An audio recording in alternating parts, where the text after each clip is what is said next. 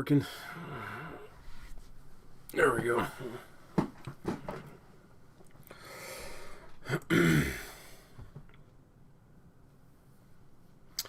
Check, check, check.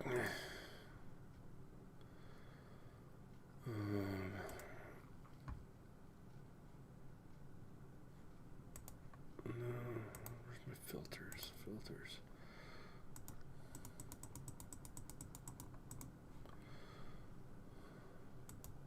Okay.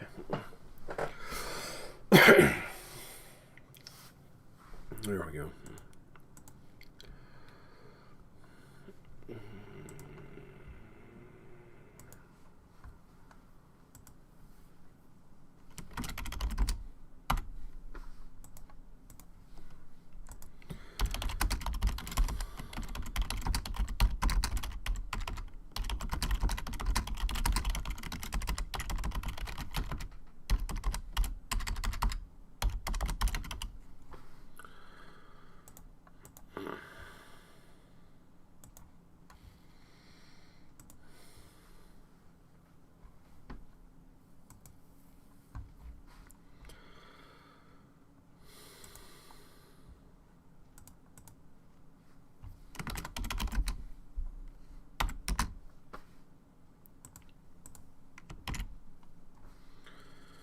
Oh gosh dang it.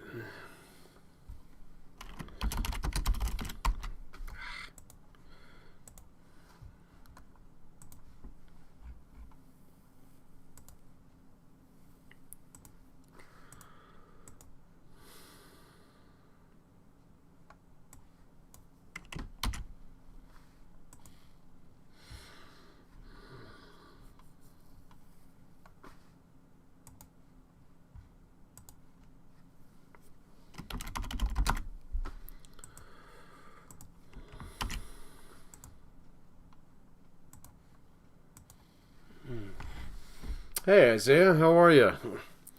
How are things? Good to see you. What's new? What's exciting? Lexi, how are you? It's good to see you again.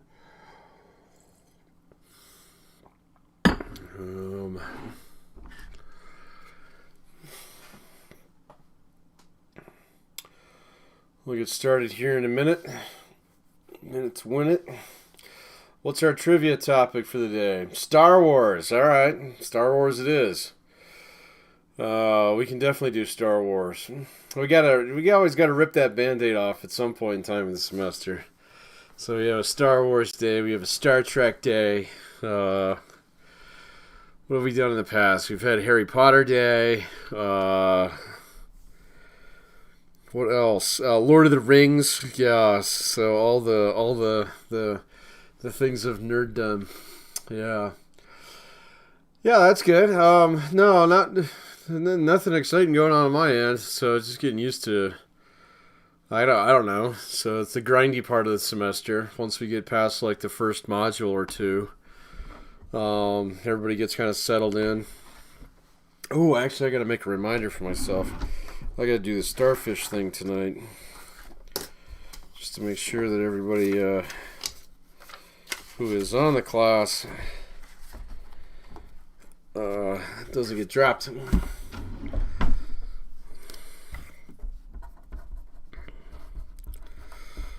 There we go.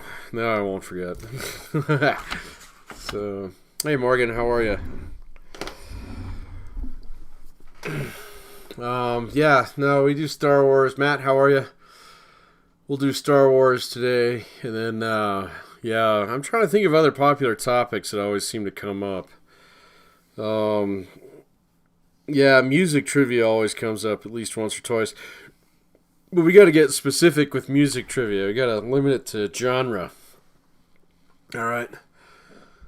Rise of Skywalker. I haven't even seen Rise of Skywalker. So that's the last one, right?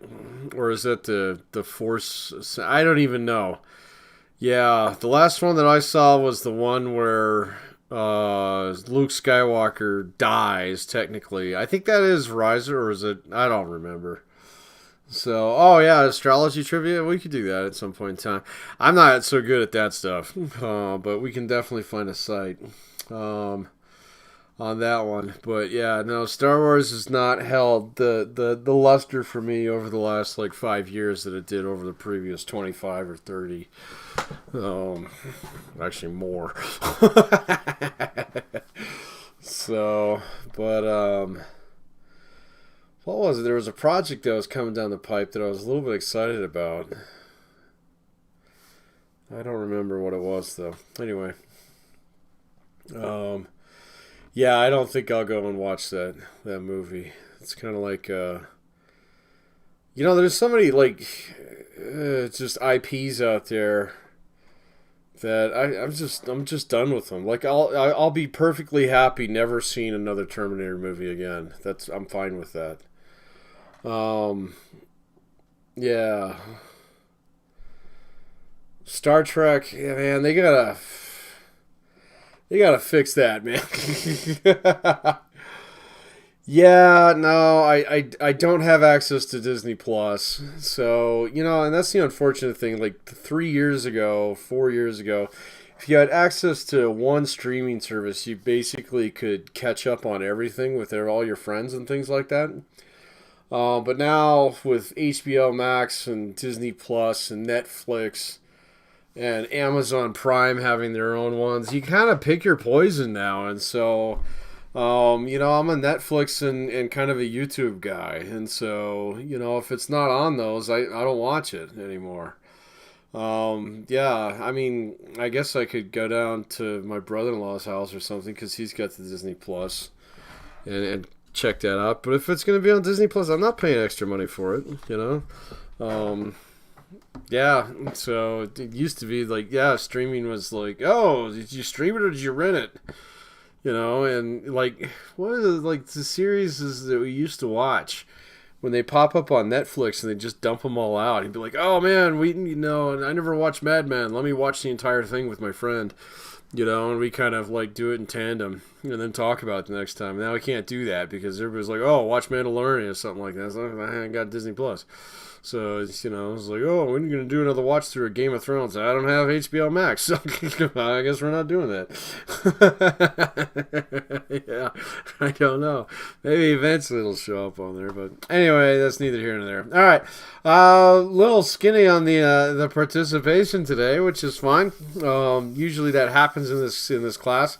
If we have 30 people about halfway through the semester, you get used to seeing, well, not even halfway through the semester, but about a third of the way through the semester, get used to seeing about 10 people or so on the live stream. So if you're here, thank you and welcome. And we'll hook you up with some Star Wars trivia today. Yeah, Blockbuster back in the day. Jeez, yeah, I mean, Blockbuster, I can't believe like they didn't actually hop on Netflix's bandwagon because they had the chance to do it if I recall the story, but they just didn't do it. And what is the other famous one? The other famous one is Kodak.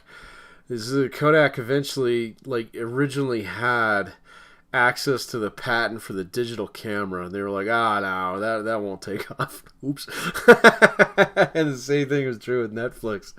Yeah, actually, there was a point in time in my life where I actually was I was an original Netflix investor for a little while. And if I had hung on to that stock, I mean, I wouldn't have made that much money off it. Maybe, yeah.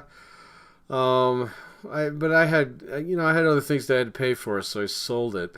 It's kind of one of those things where now I see it's like worth a couple $100 a share. It's kind of like, oops. But that happens to the best of us. So, but yeah, no, I never owned any Blockbuster stock. So,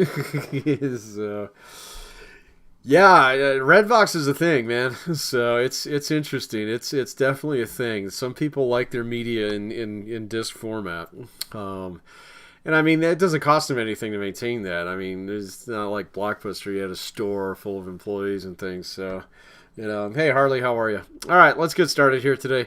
Dive into the Alex a little bit. If you have topics that you're jammed up on, let me know. All right, I'll cover them today. Otherwise, I'm going to work on my pie a little bit and kind of walk you through some of the oranges.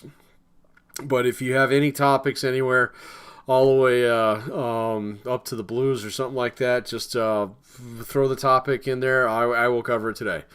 All right, so but in my pot, here's the class average right now, so which is really good. All right, yeah, I'm very happy with progress of the class, and so you're all doing a good job. Keep it up. I haven't checked like on individual projects or progress. I'm sure some people are getting a little bit behind, but we're still very early. So as long as you're done with these yellows and pushing through the oranges now, you're in great shape. All right.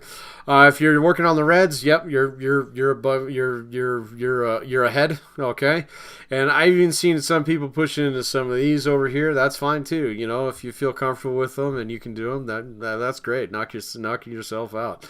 I'm still on the oranges here in mine. All right. And then let's dive into my student view. Ooh, I bet you it's going to hit me with a knowledge check. So, you know, because I've done a lot of work here in Alex, and it hasn't given me a knowledge check yet. Just remember when you do get the knowledge check, see how mine are kind of faded out like this? That's because these are learned topics and not mastered topics. When you do get hit with a knowledge check, eventually it says, okay, you got to do this within the next 24 hours. So if I get one here, I won't actually dive into it. So, but again, any topics that you want me to cover today, that's fine. Just throw that in the comments there, and we will get to them. Other than that, we will do trivia here in about 10 minutes. And then we'll shoot to wrap up. Yeah, we'll shoot to wrap up by 3:30 today. So unless you got topics that you really need me to talk about, that take a little longer. See how it's throwing some red ones at me and some of these purples, these random variables and distributions. So, and that just happens in Alex when you start unlocking a lot of topics. It starts giving you multiple paths. If you ever get to the point in time where you're just jammed up, just pull down this look down menu right here. All right, make sure you're working on the color group that you're comfortable with. For me right now, that's descriptive stats, which are oranges. And so let's dive into these here a little bit with some of the ones that are a little bit more challenging for people, and that's going to be frequency polygons for group data, and there's another one, making histograms. I want to cover both of those today because they're ones that I get a lot of questions about. All right. I think you have to do this one, though, interpreting a double bar graph before you get the histogram one. All right. So let's take a look at it. So estimate the numbers, blah, blah, blah. So it's just interpreting a bar graph here. Let's dive in head first and see how bad we jack it up. All right. So here's our bar graph. All right. So remember, bar graph, different variables here, different measure or same measure on one side versus what is it? It's a bar graph, and the other one's a bar chart. No, it's a line. No, it's, I can't remember. Columns, maybe. So where they just flip the axes on these, but that's okay. Don't worry about that. Which libraries have more fiction books than non-library than non-fiction books? And so non-fiction is this guy here. Fiction is this guy here. More fiction books than non-fiction, so more orange. It's just this one right here, which is downtown. Which libraries have fewer than 600 books? Fiction books. Fiction is orange, so that's just this one right there. Estimate the total number of books in Valley. So if this is 900, so let's say about 1800. So for two of these, so we're going to say about 1900, right? Yeah, let's see if that's close enough. Apparently that's close enough. Sweet. Well, hopefully you guys crushed all this one out pretty fast. This one, I think it does unlock the one that I want to talk about today, so we got to get through it. Number of DVDs sold in 2019, so it would be all the Urpel columns here. Oh, you don't want me to use a calculator? Well, I'm going to show you, Alex. There we go. So let's see. 2019, all the Urpel columns. So we've got 600 plus, I'm going to say about 950. Plus about, what do you just say? That's maybe 1050. Okay, plus whatever this one is. We're going to say that's about 850. Let's try that. I'm sure the tolerance on this is pretty good. So 3450. Which products sold more in 2019 than 2020? Actually, did I jack that up? Yeah, I totally did. So, because this is DVDs right here. You guys are watching me do that. And so it's just asking me for this one column right here. 2019 DVDs, 2020 or 2019. It's just this one right here. So we're going to say that's 850. Wow, I would have got that one wrong. So which products sold more in 2019 than 2018? So more Urpal and less looks like this one, radios, video games, and DVDs. So there we go, right? Yep. Which product sold the most over the 2 years? Well, video games. No surprise there. So isn't the video game market actually larger than like Hollywood now, if I'm not mistaken? So someone can correct me on that if I'm wrong, but I think that's been true for several years now. But anyway, estimate the number of Model A printers produced in the Uptown plant. Model A, which is red, Uptown is this one right here, so we're going to say that's about 450. So sure. Which plants produce more Model A printers than Model B? So more red than stripes. So this one, right? Uptown, Pineview, and Valley. Estimate the total number of printers produced at the Valley plant. So we just add these two together. So it's 100 even on that. I'm going to say about 150, so that'd be 250 total. Check. And easy breezy donezo. The tolerances on these are really high, and so that's okay. Other problems down the road in the future, the tolerances are not high at all, and so you have to be really careful. All right, so and that did unlock the one that I want to do today, which is this guy right here, histograms for grouped data. If you ran into this problem right off the bat, it's one of the ones that does take a little bit more time to do. I do have videos up on these, but I wanted to cover this one, and it's big brother over here, which is this one, frequency polygons for group data, because these two problems are a little time consuming and they're a little painstaking, and they are a little confusing. And so, if you haven't really done these yet, to pay attention, because I'm going to show you kind of the hack way to do these. All right. And so you have to build a histogram, and a histogram is just a visual representation of a data distribution. Okay. It's represented as a bar chart. And whenever we're talking about data distributions, we're talking about histograms, okay? The way they work is really straightforward. You have a frequency on a side, which is a count, all right? So how many times does a particular value occur?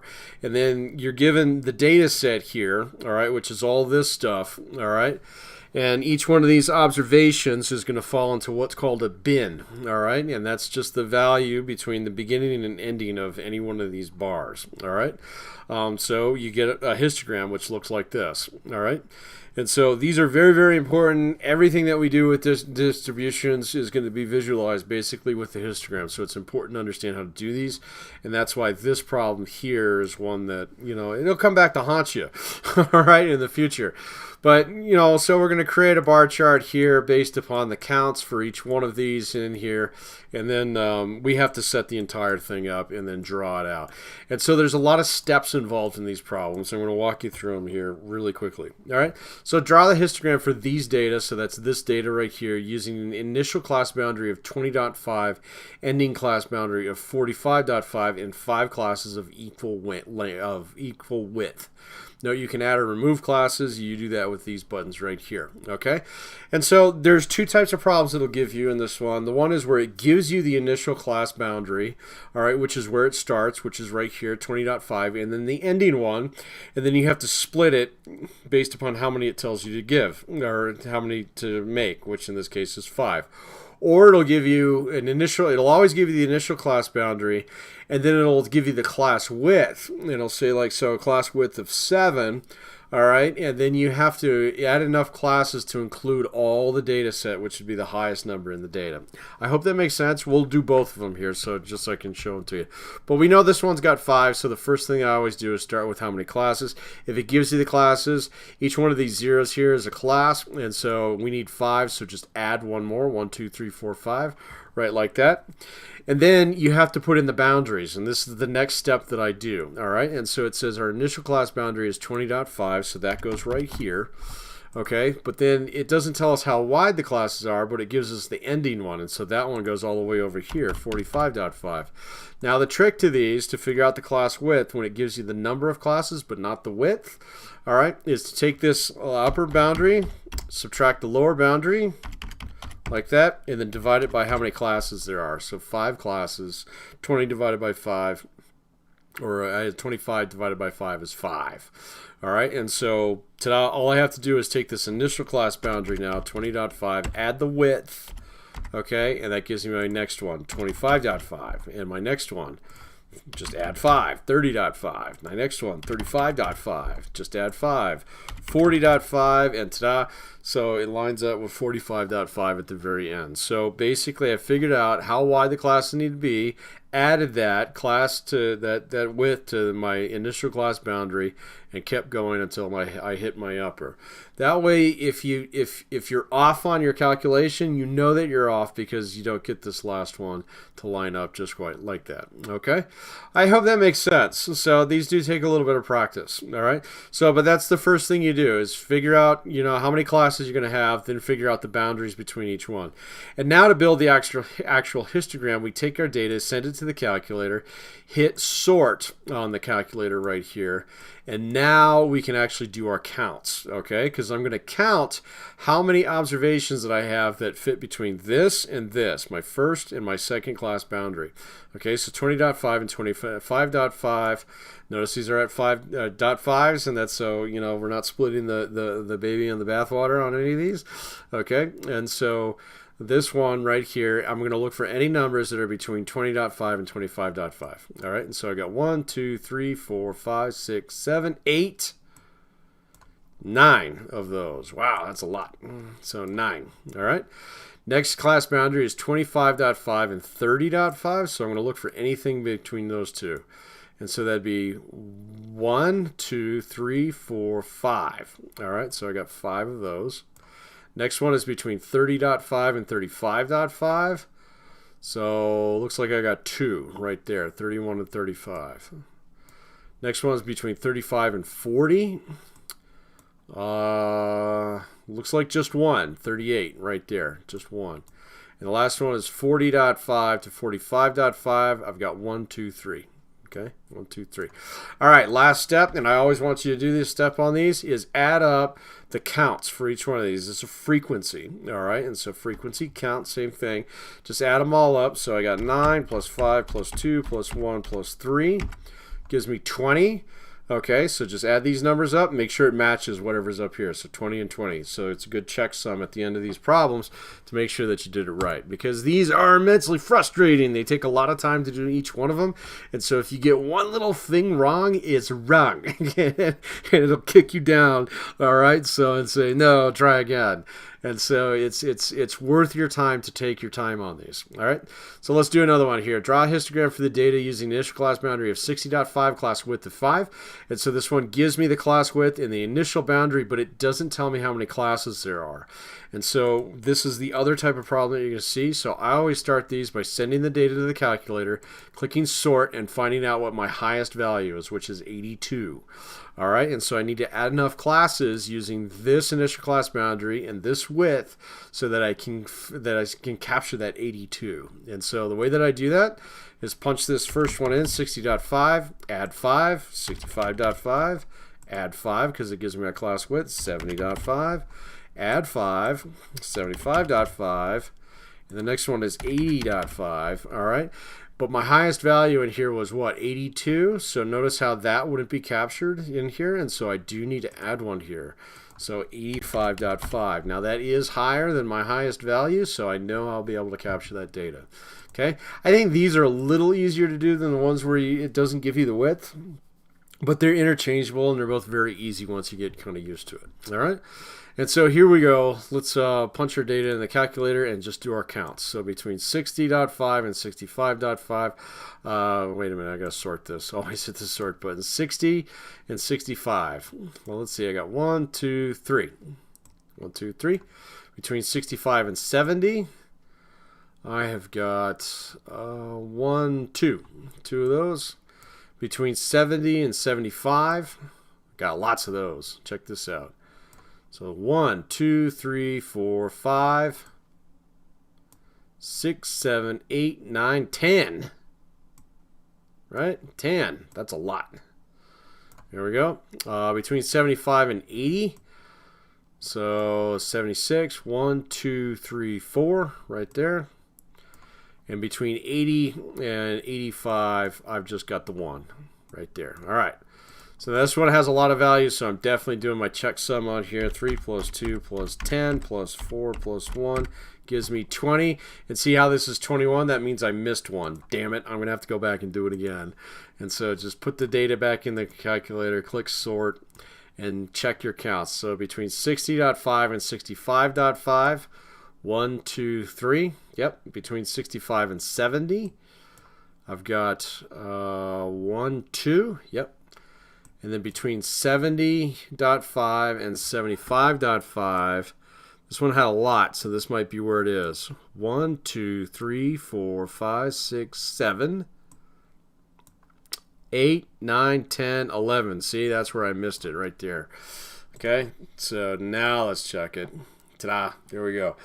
Go slow on these, all right, so you don't jack them up, all right? It's really frustrating when you do that, all right? So let's just do one more here real quick, then we'll jump over to trivia, all right?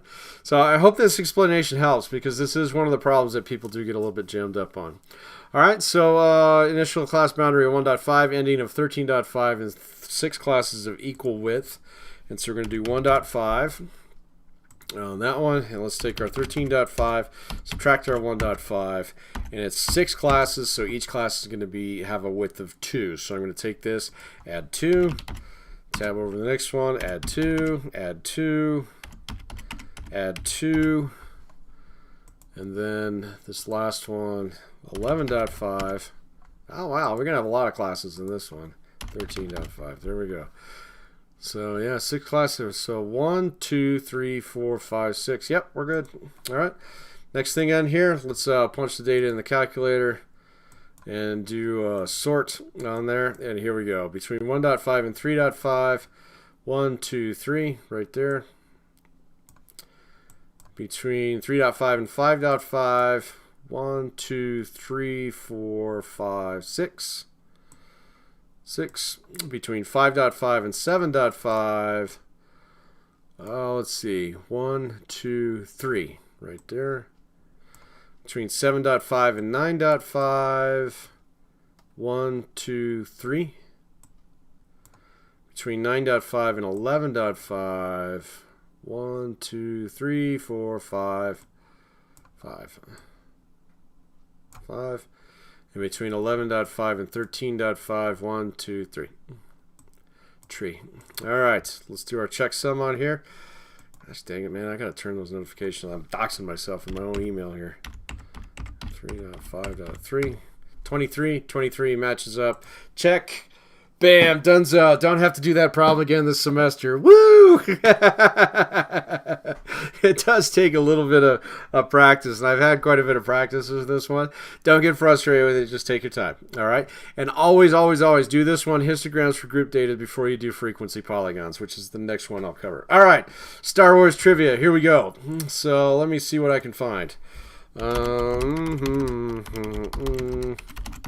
I mean, I could riff off the top of my head on this one, but, you know, it's always better to go out there and just find something, because it forces you to think about something that somebody else has already done. And let's see what we got. What do we want to do? The new stuff or the old stuff?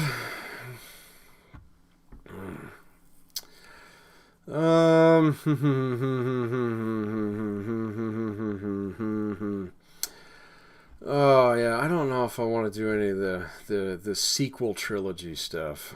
We'll stay away from that. Let's do original stuff. All right. Oh come on, you all know who Greedo is. I'm not gonna do that.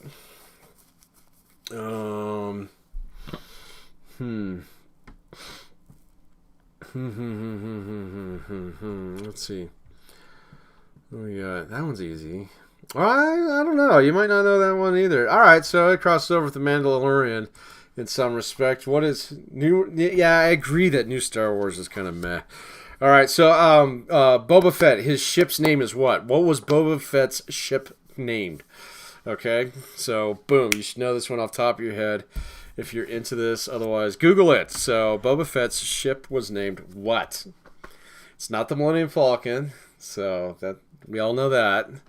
Boba Fett, his ship is named what? Go for it. No, no. Squidson, you're close. You're close. All right, I'm not going to give it to you, so you're going to have to Google that. You're missing a little piece. There you go. Good job, Harley. You nailed it. So it is Slave 1. Correct. All right, so you put it in first, so I'm going to give it to you. If we're going to do Star Wars trivia, I'm going to get picky on you. So good job, Harley. I'm going to give that one to you. So you were close there, Squidson, but no. You'll have to get on board with the next one. Actually, this is a pretty good site that I found here that's got a lot of stuff. Ooh, yeah. Oh my gosh, yeah. Okay, so there's some good ones on here. So we'll come back to that in a minute. All right, good job. What? No, it's Slave 1, man. It's not Slave. Slave 1. All right, so the next one on here, oh, you retyped it. You feel robbed. You typed it in first. Yeah, no, I have to use my chat box because the delay, I don't know exactly how it works, but if you type it, oftentimes your comment will appear before somebody else's on your end, but on my end, it is Harley who's got it on this one. Yep. Let me double check. Yep. Sorry. That's all right. So she's eliminated for the next round. You might be able to get another one. We'll do at least we'll do 2 more today. But let's jump into this next problem here. And again, I'm going to cover this one, and then we'll do another trivia, and then requests. So if you got a problem you're jammed up on, let me know. Okay. Because these problems are, some of the oranges here are a little bit more difficult. And then on Wednesday we'll dive into all the stuff with standard deviation. Okay. So this next one, frequency polygons for group data. After you do the initial one on histograms, you should do this one next. Okay, because it's just like a histogram except for you're doing a line chart on this one. But this one involves one extra step that does not exist on the histograms. Okay, that does get a little confusing, and honestly, I recommend that you use scratch paper for this one. All right. And so, because just like before, you're going to build a histogram based upon this data set here, but a frequency polygon oftentimes is labeled a little bit differently. Rather than having widths on these, you're going to have what's known as a class midpoint. So you're going to have to figure out what the midpoint is for each one of these classes, but you're still going to use the classes, the class endpoint, the class endpoint, or the beginning point, and then the endpoint, and then the width in order to figure out what bucket each one of these data goes into. All right, and so that's a little bit difficult here, just because it does involve one extra step. All right, and so just like before, so it's going to give us an initial class width of 2.5, or initial class boundary 2.5, a class width of 2. All right, doesn't give us the endpoint on this one, so we need to go in here, send the data to the calculator, and then sort it out. Oops, undo that. Sort it out to get our highest value, which is 13. So unlike before, like a lot of people get this one wrong because, okay, well, let me put 2.5 in here. No. All right, so in here, this is where your class midpoint goes, and this is where scratch paper comes in handy. And so let me grab a piece here. If my daughter didn't steal it all. There we go. And show you how I like to set these up. Okay, and so what you're going to do is you're going to set up your classes, and then each class is going to have a label. And so the way that I like to do this is figure out how many classes there are. So with 13 being my highest one, so my first class is going to be 2.5 with a class width of 2. So 2.5 to 4.5. The next class is going to be 4.5 to 6.5. The next one's going to be 6.5 to 8.5. And then 8.5 to 10.5. I'm just adding 2 on each one of these. And then 10.5 to 12.5. And then finally 12.5 to 14.5, which would include that 13. Okay? And so I have my boundaries on each one of these set up like this. So I have low and high, 2.5 to 4.5. All right? Now, the midpoint is the point in between those two values. Okay, and so to figure that one out, take my 2.5, which is my lowest class boundary, add 2 to get 4.5, divide that by 2, all right, to get the midpoint. So, no. 2.5 plus 2 gives me 4.5. There we go. So, all right, now what you do, and this is a little bit counterintuitive, but you need to get the midpoint between 2.5 and 4.5, which is obviously 3.5. All right, but if you want to figure that out mathematically, you take the upper boundary, add the lower boundary. Oh gosh dang it, I keep jagging this one up. 2.5 plus 4.5 gives me 7, then divide that by 2. All right, so but oftentimes you can just eyeball it. All right, so because 2.5, 4.5, right in between those would be 3.5. All right, that is your class midpoint. That is what goes in here, okay? And so that's the only thing that's different about this problem as opposed to the previous one. You have to use that class midpoint. And so on this one, I have 6 classes. So 1, 2, 3, 4. Got to add 2 in here, and then the rest of the midpoints are really easy, okay, because all you do is figure out this first one. The next one, all you got to do is add 2 to this one, and it's going to be exactly the same. So 5.5, 7.5, 9.5, and then this one's going to be 11.5, and then this last one's 13.5, okay? Now, that's setting up the actual polygon. The rest of it is exactly like the previous problem. You just actually have to use these class boundaries for your counts, not these. Once you punch your midpoints in, you can ignore them. Just leave them alone. Just remember, when you're doing your counts, you're still using your class boundaries just like you did in the histogram problem. I hope that makes sense.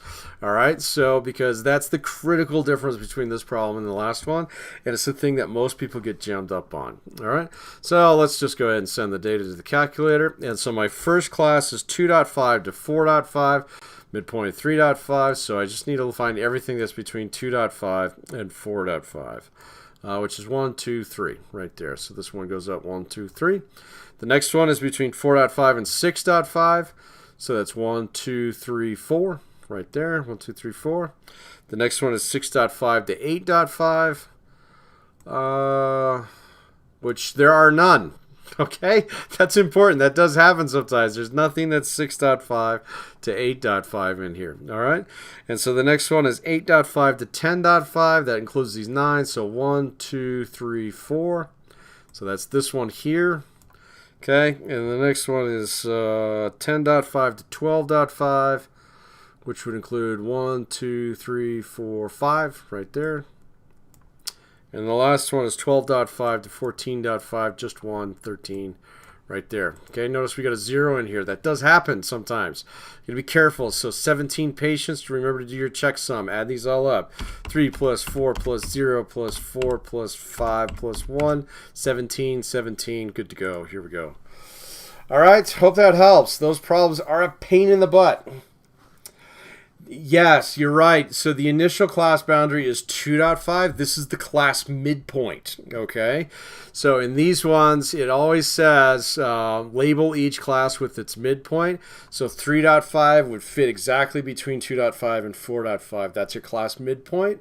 And so that's what you have to label on these. That's an excellent question there, Squids. And that's exactly what people get wrong on these, all right? And so, yes, they are a pain. I get it, Harley. So, but once you practice them a couple times, they get a little bit easier, but it's so frustrating when you have to do all this work for one problem. And if you get anything on this wrong, so like this is just down 1, the whole thing's wrong. Okay, so if you get any of the class boundaries wrong, the whole thing is going to be wrong. And so they just get frustrating. All right, let's do another one here real quick. All right, frequency polygon for these data using initial class boundary of 0.5 and ending class boundary of 48.5, 4 classes of equal width. So this one's easier because it only has 4 classes. All right, and so I'm going to figure out my class boundaries on this one. 0.5 is my lowest one, and 48.5 is my highest one, okay? And so it's 4 classes. I'm going to need 1, Okay, so that's what it's going to look like. All right, so here's my initial class boundary, here's my ending class boundary, and I got to figure out the differences between all of those and then find the midpoints on these. So in order to do this type of problem where it gives me the initial and the ending, I've got to take the ending one, okay, subtract the initial one, which is .5, so a whopping 48, divide that by how many classes there are, 4, and so my class width on this one is going to be 12. And so my first class is 0.5, so my lowest boundary plus 12, which gives me 12.5. So 0.5 plus 12, 12.5. My next class is going to be 12.5 plus 12, gives me 24.5. Next class is going to be 24.5 plus 12 is 36.5. And the last one is 36.5 to 48.5. All right. Sheesh. Now to figure out the class midpoint on each one of these, again, I start with my initial class boundary, 0.5. And so my initial class is 0.5 to 12.5, so I add the 12.5 to it, and then divide that by 2, which gives me 6.5, which is my midpoint. Okay? So this very first one here is 6.5. That's my midpoint. To get the next one, really easy. All I do is add the class width, which in this case was 12. All right? So 6.5 plus 12. Oh, 6.5 plus 12, 18.5. Oops. Back to the calculator here. Plus 12, 30.5. Okay, back to the calculator here. Plus 12, 42.5. There we go, 42.5. Yeah, I'm glad. Right? I know sometimes it's kind of hard to walk through these, but I'm glad you're getting it now. All right, so because these problems are a royal pain, and it's one of the more frustrating problems that you find early in the class. All right. So anyway, now I'm going to use my class boundaries, which in this case 0.5 to 12.5, to figure out my frequency, my counts for each one of these. So put the stuff in the calculator, hit the sort button, and here we go. My initial class boundary is 0.5 to 12.5. So that's 1, 2, 3, 4. 4 of them. And the next one is 12.5 to 24.5. Look at that. We got 0. There are none of them in here again. So be careful with that. That's sneaky. And so the next one is 24.5 to 36.5. So anything falling between those two. 1, 2, 3, 4, 5, 6, 7, 8, 9. So that's 9 right there. Hope I counted those right. And 36.5 to 48.5 is just 1. Just that one right there. Just that one guy right there.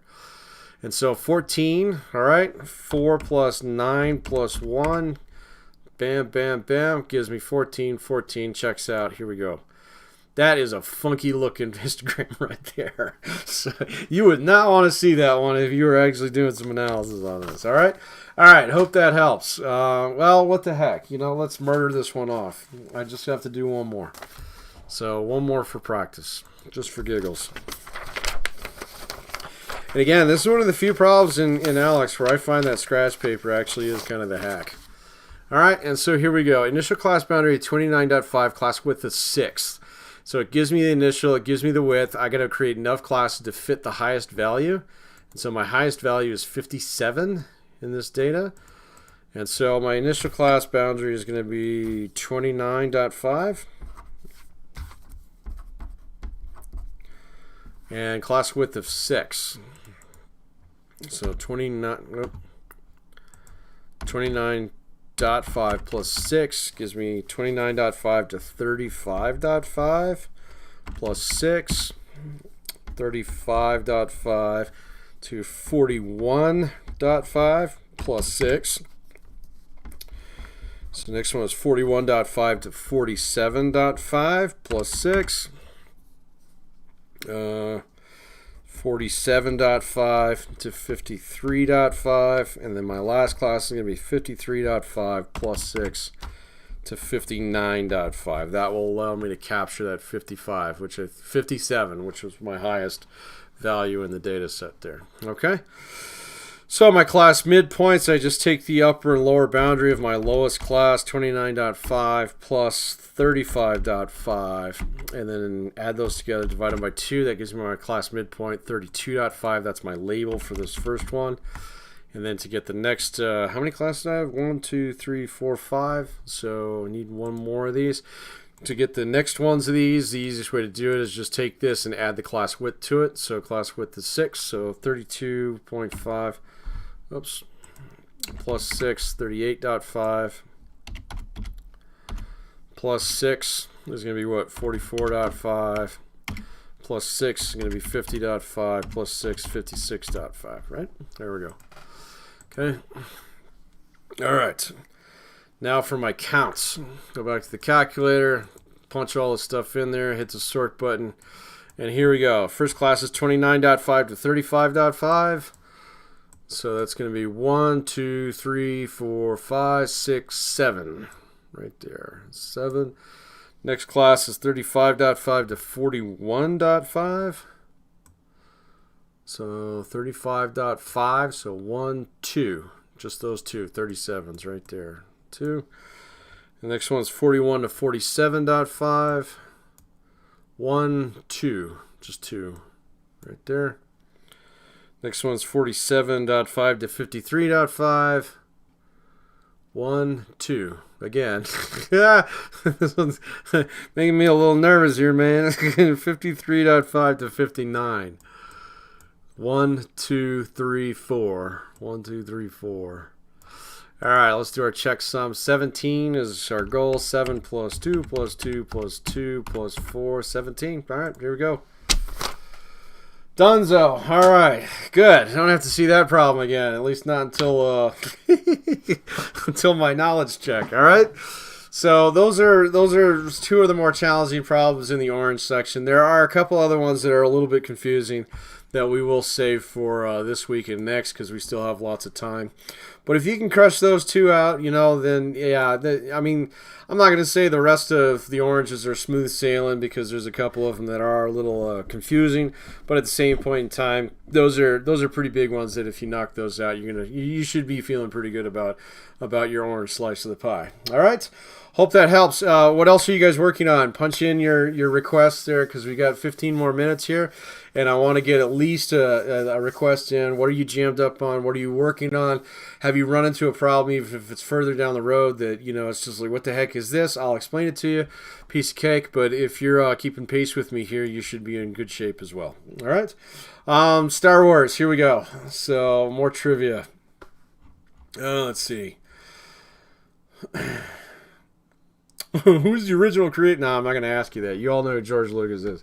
So, oh, this is great. All right, so here's this one's a little bit harder, but if you didn't know this one, it's kind of a cool piece of trivia. So, who was the puppeteer who provided both the voice and the movements for Yoda? All right, in the Empire Strikes Back and in the Return of the Jedi. So there's a very famous puppeteer. I want his first and last name. All right, who actually did both the puppeteering and the voice for Yoda, all right, in Empire Strikes Back and Return. Yes, good job, good job, Squidson. Yes, I was hoping you'd know that one. It was Frank Oz. All right, bonus question, all right, and this one's, oh my gosh, yeah, wow. Oz, is that actually how you pronounce it? Everybody just called him Frank Oz. I didn't know that. So, but, all right, so bonus question. Squidson, you're out for this one, but anybody else can get this one. Frank Oz was also very famous for creating what television series? All right, what television? There was a TV series that he created that is very, very famous. What was it? Actually, there's multiple ones, so come to think of it. I'm thinking of a specific one. So I'll give you points to anybody who can actually cough that one up. What else? Oh, I know. This one is cool, yeah. So, and actually there's like 3 of them that he had his hands in, but there's one of them that's really, really famous. So what was it? Yes, that's correct, Fernanda. You got it. It's the Muppets. All right. Yeah, there are a lot of them, but I would have to go with the most famous one being the Muppets. He also did what? Fraggle Rock. He had a big hand in Sesame Street. And what? Oh my gosh, there was another one that he did. What was the movie series? Well, I mean, they turned the Muppets into movies, but the Muppets are the ones that he was definitely the famous for. That's all right. No worries. Yeah, it's the Muppet Show. Yeah. No, that's really interesting, though. I didn't know that was actually. Is that his actual? Is that? I'm not assuming that Google lied to you on that one. Frank Oz. Yeah. Okay. Yeah. All right. So maybe he changed his name to Frank Oz, or something like that. Yeah. Years active. Whoa. Wait a minute. I thought he was dead. Oh no, that's Jim Henson. That's Jim Henson. Yeah, his partner. Yeah, that's right. Yeah. He did Miss Piggy, Fuzzy Bear. He did Aminal. I didn't know he did Sam Eagle. I knew he did Cookie Monster Bert. Yeah, and he did Grover for a while, but yeah, he didn't. Someone took that over. Because isn't it the same guy who's been Grover for like 30 years now? It's like the same guy who does Elmo, man. He's like way older than you think he is. All right, well, cool stuff there. We'll do a little bit more here in a few minutes, all right? So, but I need another topic. What else are you jammed up on? So, because I've got you these two here with the percentiles and frequency polygons, or I mean the frequency polygons and the histograms. There's another one in here that people do get a little bit jammed up on, which is this one, interpreted relative frequency histograms. This one's not too bad once you know what you're looking at. But this one unlocks after you do the histogram ones. But this one, there's a little twist to it that jams people up from time to time. I can cover this one real quick if you want me to. But if you have a request, punch it in there too. Because we got about 10 more minutes here. So, before we'll pull the pin on this one for the day. Yeah, we can cover this one here real quick if someone doesn't have a request. And then we'll do one more Star Wars trivia for the day. But this one, this is really easy. It's just asking you to do some interpretation on this, so you don't have to do too much math on these, if I recall, but you do have to be careful about what you answer because there are two different types of problems rolled into this one. Now, you'll get the explanation the first time that you start, and depending on which one you get right off the bat, the explanation will be a little bit different. So the only thing that you have to notice about these is, yes, these are frequency polygon, or the histograms right here, and so you have a frequency on this side, but sometimes it says relative frequency, and so relative frequency is always going to be a percent, okay, not necessarily a count, all right? And so just check that every single time you do one of these. Just check right here in this upper left-hand corner of the problem. It'll either say frequency, which is a hard count, or it'll say relative frequency, where you have to do a little bit of math on it. All right. And so let's go do one of these here real quick. See how this one says relative frequency? And so we're going to notice right off the bat, okay, this is a percent, not a hard count. All right. Based on the histogram, find the proportion of mathematics test score in the sample that are at least 650. All right. And so proportion, all right, proportion, part of a whole, okay, relative frequency here. So you're going to just add these together in this case. All right. At least 650. So anything greater than 650. All right.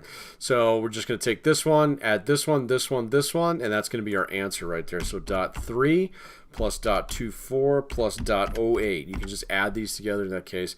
And so 62% of our observations are greater than 650. All right. And so does it want this as a decimal? Yeah, it wants it as a decimal. So .62. There we go. And actually, Alex might yell at me here. I'm curious. Sometimes Alex will yell at you if you don't put a 0 in front of it. Let's see if it does that. Yes, however, it is customary not to start a number with a decimal point. Bad. But it still gave me credit for it.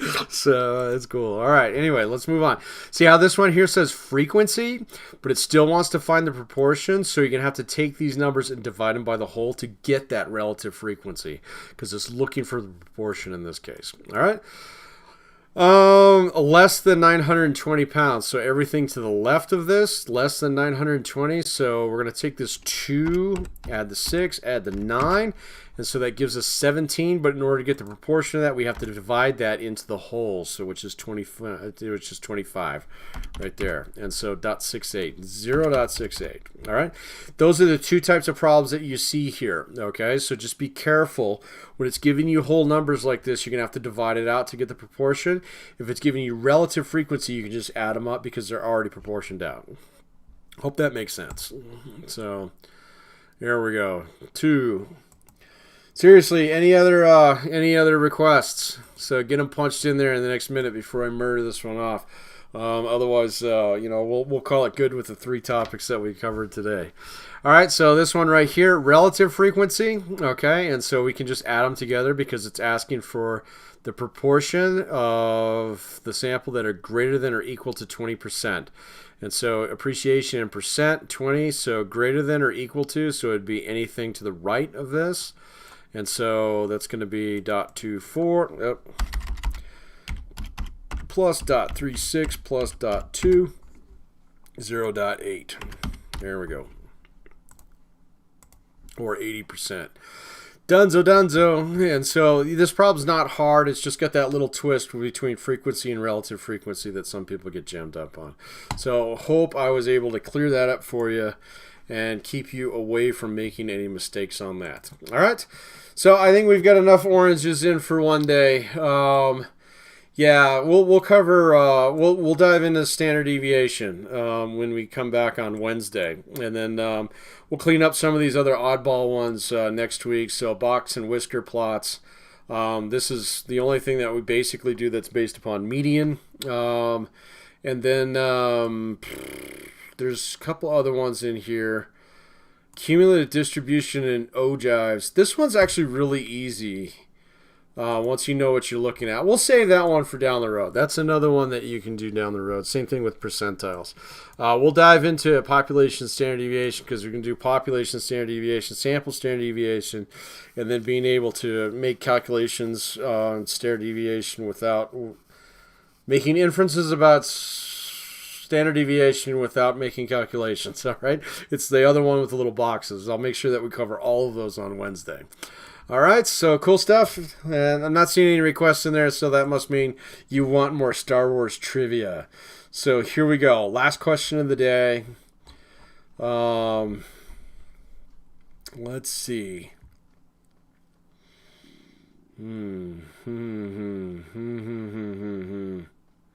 Ooh, I wonder if this is true. I know that this actually happened, but I don't know if this is actually like exclusive on this one. Let's just try it. All right, George Lucas sneaks in a cameo appearance as some guy. I'm not going to try and pronounce it. In which film? George Lucas actually had a cameo appearance in one of the 9 canon films. Which one was it? So he has a cameo appearance, and actually I remember this, yeah. So he has a cameo appearance. It's only in one of the films. Which one is it? Obviously, it's not the last 3. Oh, really? Is he in The Rise of Skywalker? I don't know. My trivia site disagrees with you on that, Squidson. So yes, Lexi, that's what I'm showing, is that he actually showed up in episode 3. So yeah, I'm not allowed to say, but yeah, no, go for it. So the chat doesn't post on on YouTube, so don't worry about it. So, but anyway, George Lucas. Now we have to cameo Star Wars. So, maybe he is in Rise of Skywalker as well. Vocal cameo. Oh, no. I don't know about that. I don't know if I'm going to accept that, because I know that he's actually in Revenge of the Sith in episode 3. Let's see if we have an image of that. Yes, he's that guy right there. Darn, yeah. Senate in Revenge of the Sith. Okay, yeah, no, that's correct. All right, but Lexi, you got it first. So on there. So you Googled it too. I know that. Well, the last three were not produced by him, all right? And so, that's after he sold the whole thing for a gazillion dollars and stuff. And so there was like some pushback there. I don't know the whole story on it and stuff, but I do recognize that, yes, he was a senator in this one. He's actually talking to the big bad right there. So, cool stuff. So, you did Google it. All right, cool. So, that's no problem. So, Google's totally legal here in this class. It's absolutely fine. So, but really, when it comes down to it, yeah, it's only vocal, but that's okay. So, everybody got a little bit paid today. So, if you got a free quiz today, just email me, tell me which chapter you want to take off, and I'll go ahead and kill that one off for you. Again, like always, I recommend chapter 5 because it's a pain. 10, 11, 12, and 13 aren't much fun either, with probably 11 and 12 being the ones that people struggle with the most. And some people just work from the forward bag, or they work from the back forward. That's fine too, whatever you so choose. But feel free, just email me, let me know what you want. And I think I've been pretty good about sending out receipts about these too, where it's like, yeah, okay, I'm going to give you credit for this one, or got it, thanks, something like that. But just keep plugging away. So I'm really impressed with your progress in the class, and I think you guys are doing great. Just make sure that you're keeping either pace with me, or that if you are jammed up on something, you're asking me questions. And again, post it up in here early in the class. If there's something that you're jammed up on, I'll cover it. If it's over the weekend or something like that, just email me, okay? So it doesn't take me long to crank out a little 10-minute video on these things too.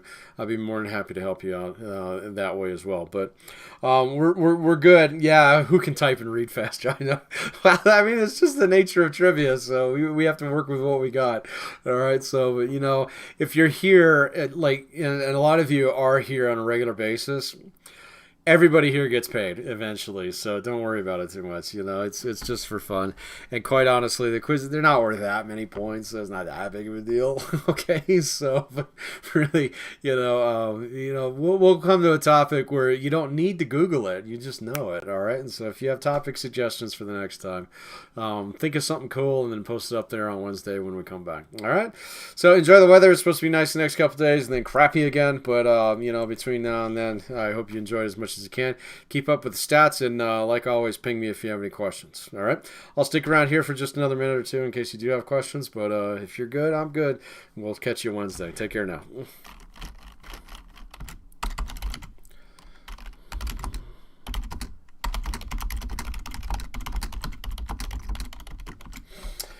You bet, Harley. Take care.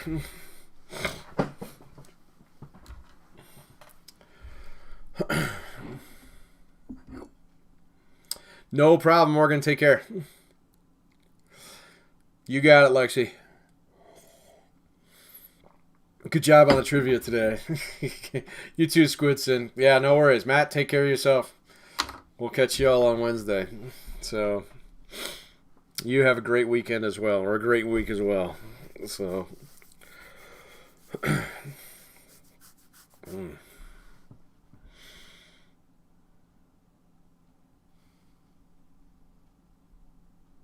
That is not my email, no. No, get on the Blackboard site and click on the contacts. So yeah, I'm not gonna dox myself here on YouTube, but yeah, go on Blackboard, hit oh,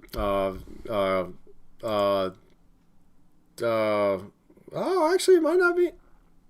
Where the heck is it?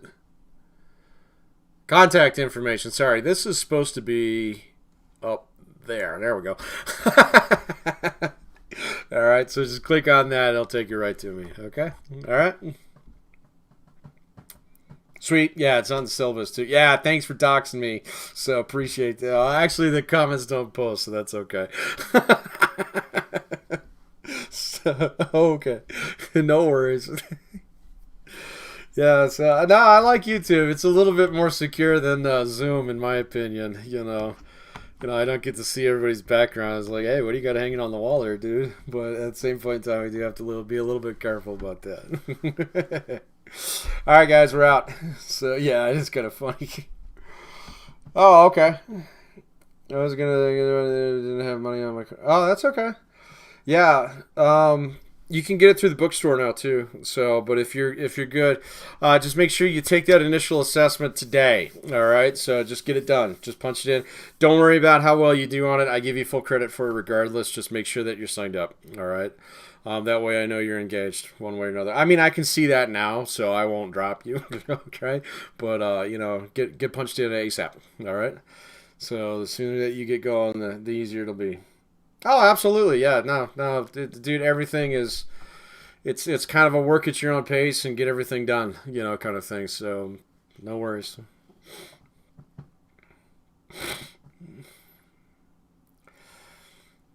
Oh, actually, you know, you're asking a different question. I don't know if you can or not. Um, Yeah, make sure that you get signed up. All right. Now, I think you can work with McGraw-Hill, and they'll give you like what's called a financial aid access code, which is good for like 2 weeks or something. But you got to call them to do that or request it online.